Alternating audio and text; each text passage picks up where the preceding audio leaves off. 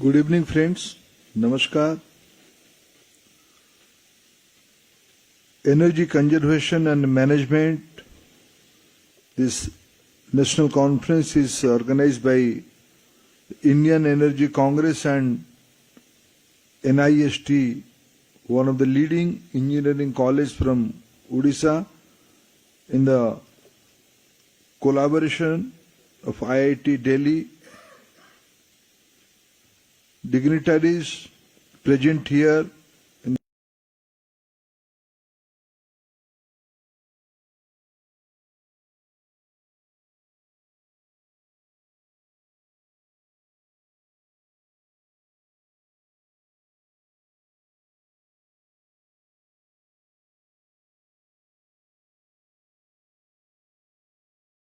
Secretary General of Indian Energy Congress, Professor Sukumar Mishra, Professor Electrical Engineering, IIT Delhi, Professor B.K. Panigrahi, Professor of Electrical Engineering Department of IIT Delhi, Electrical Engineering Department of IIT Delhi, Treasurer of Indian Energy Congress, Treasurer of Indian Energy Congress, distinguished dignitaries from different institutions, researchers and students from IIT Delhi and other institutions, friends from the media.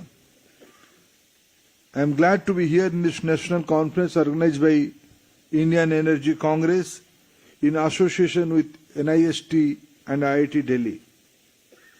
I congratulate the organizer for organizing this important two-day national seminar, national workshop on this topic like energy conservation and management.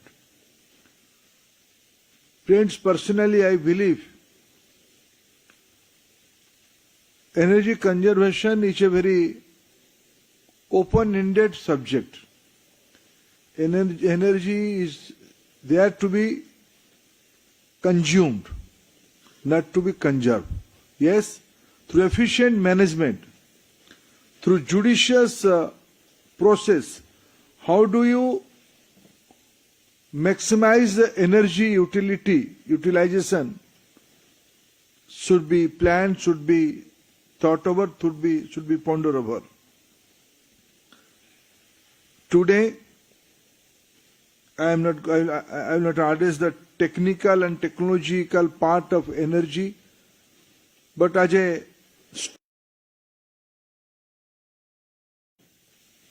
and a energy consumer, as a responsible citizen, how do I see energy at present in our country,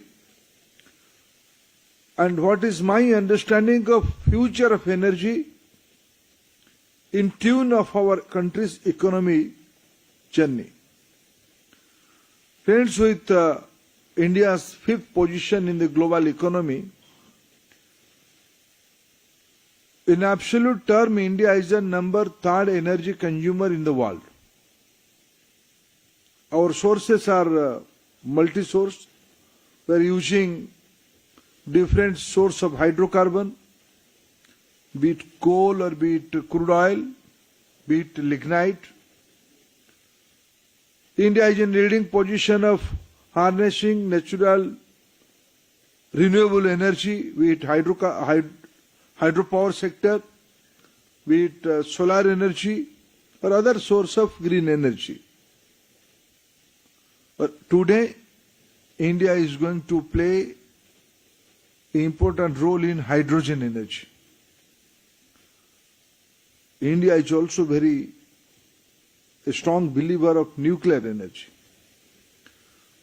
That means India is sourcing its energy requirement from multi-source. India is abundance of thermal coal. We are spending billions of dollars for importing crude oil. It's a very typical case study. It's a very unique case study. What is the future scenario? By next 2 decades, I am talking about a very large outer target in a big canvas. Prime Minister Modi gave a clarion call: India has to be a developed country by 2047. From today, by next 2 decades, we will be one of the developed economy in the world. What is its practical implications? Today we are the number 3 energy consumer in the world. Our per capita energy consumption is 1/3 of the global average. This is a dichotomy. With this much of energy consumption, we are number 3. If our energy consumption will increase, it's bound to be increased. Because energy consumption linked not only to the technology and material availability, it's linked to the socio-psychological, economical, aspirational aspect.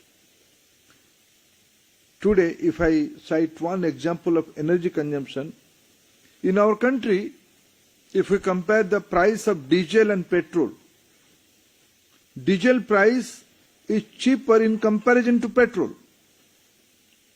This is a general belief, this is a general perception. The diesel is poor man's fuel, petrol is rich man's fuel. Big vehicle, big costly cars are used by rich people, moneyed people, are the petrol engine, petrol IC engine. But today, the consumption of petrol is much more in comparison to diesel. If diesel's growth in India is around 2 to 3%, the petrol consumption is around 10%, 8 to 10%. So what is the indication? Indication, now in our countryside, cycle has been replaced by motorcycles. That means more consumption of petrols. Energy is such a dynamic topic, dynamic commodity. In future, due to an aspirational country, due to a young country, our energy consumption, I am not giving the example of other force of mobility, other form of mobility. Professor Panigrahi is a professor of electric mobility. In his laboratory, and my dear friend Rangan Banerjee is a man of energy. I met him few years ago when he was working in Mumbai IIT. From Petroleum Ministry, we have cooperated with him. On his recommendation, we have developed an energy center in Mumbai IIT. And he was the main vision, he's the main visionary behind that. And I'm happy he is opening a campus of Delhi IIT in Abu Dhabi, which will also concentrate on energy. And that may be with Delhi IIT's intellectual capacity, with the kind of resource in UAE we will get, that may be a global center of excellence and future energy.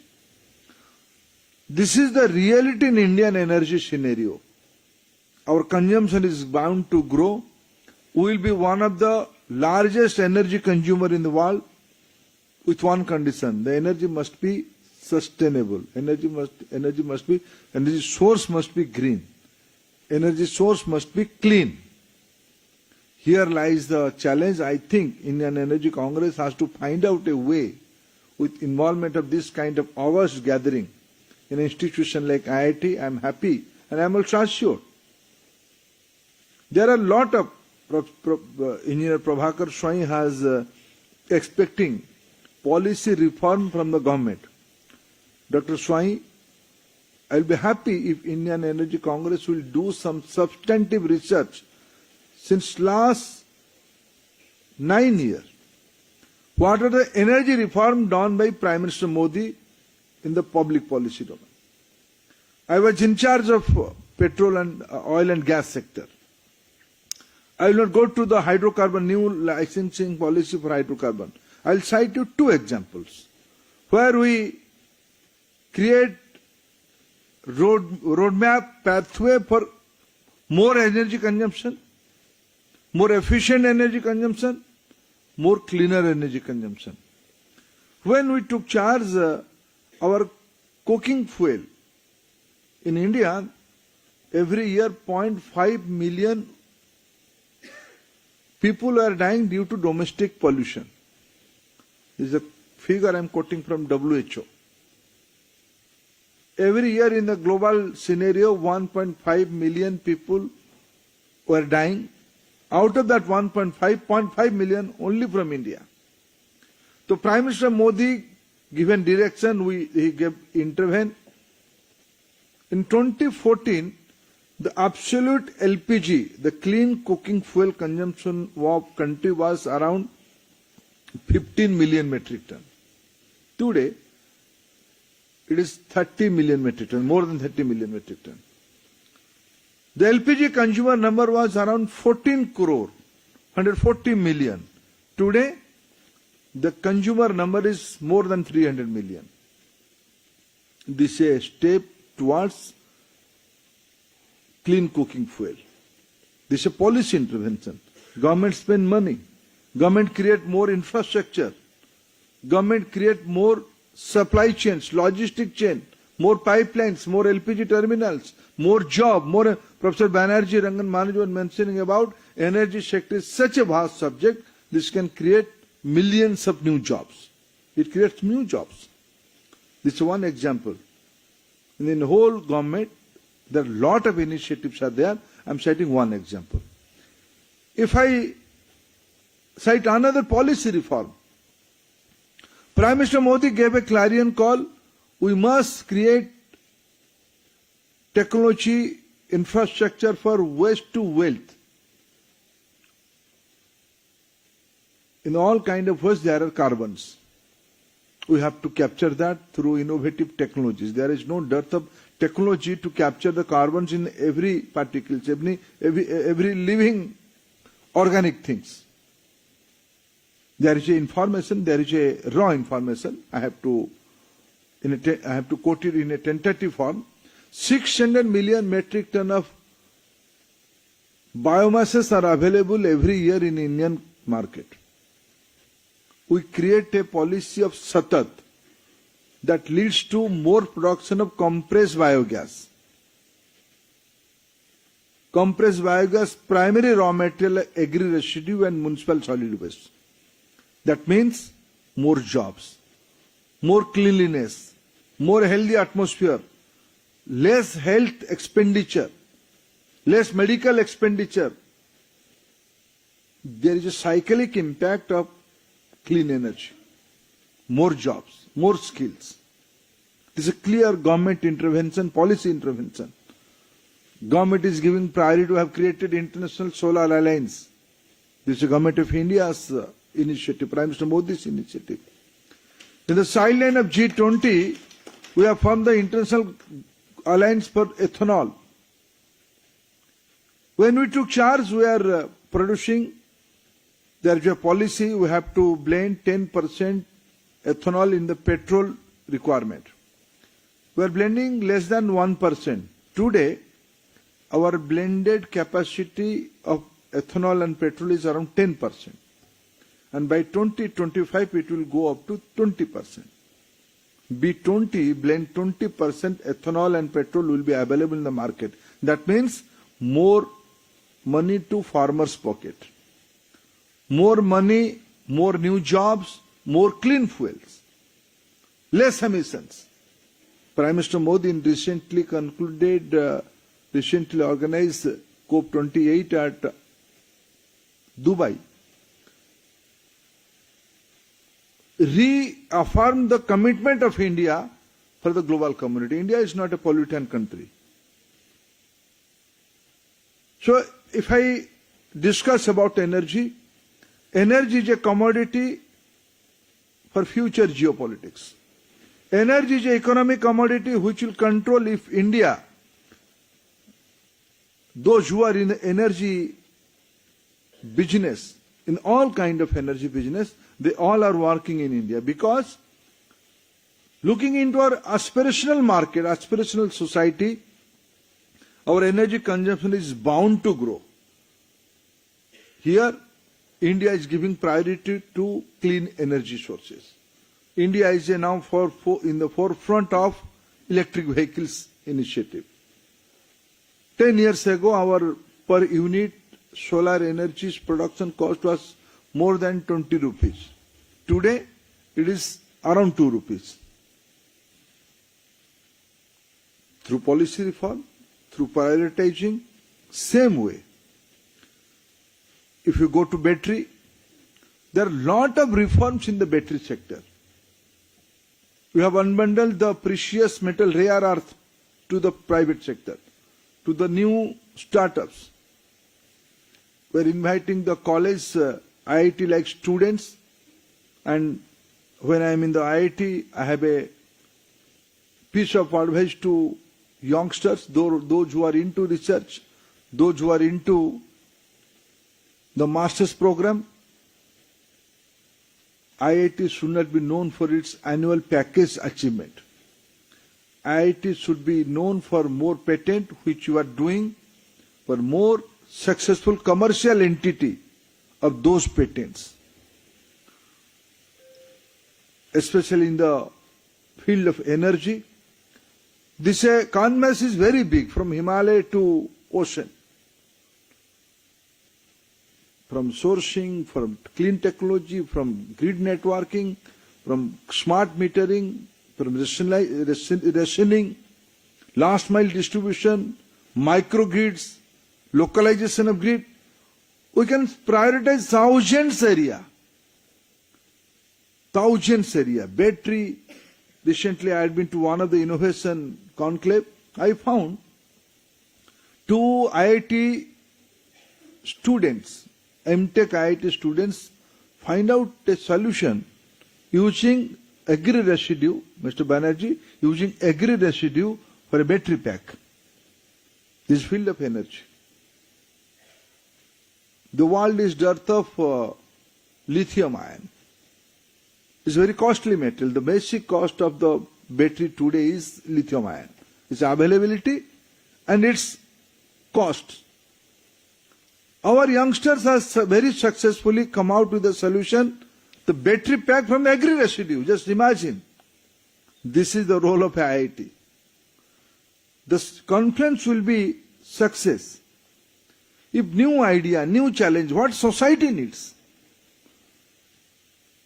What is the affordability of society?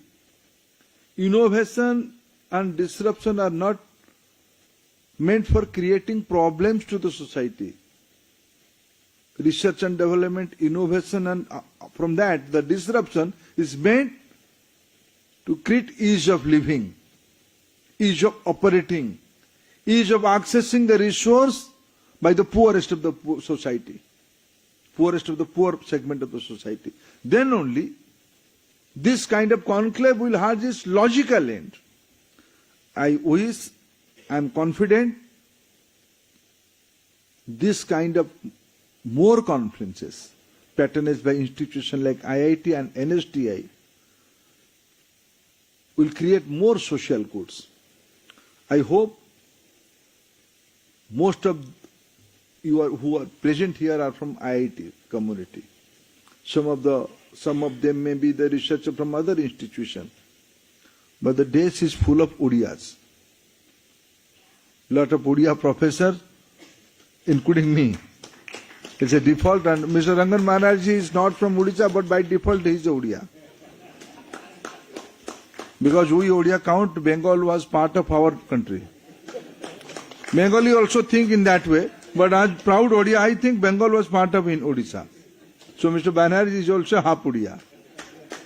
And he eat rasgulla, and we develop rasgulla. He like fish, we also like fish. So this is from the eastern part of country, because there is relevance, friends, in the lighter point I am saying. Sunrise from the east. That's why the Konark temple is at Puri in the eastern part of the globe. So this conclave should be a more success, should be achieve its logical end, and more recommendation paper we should create for the society. I wish all the success of this gathering. Thank you, friends.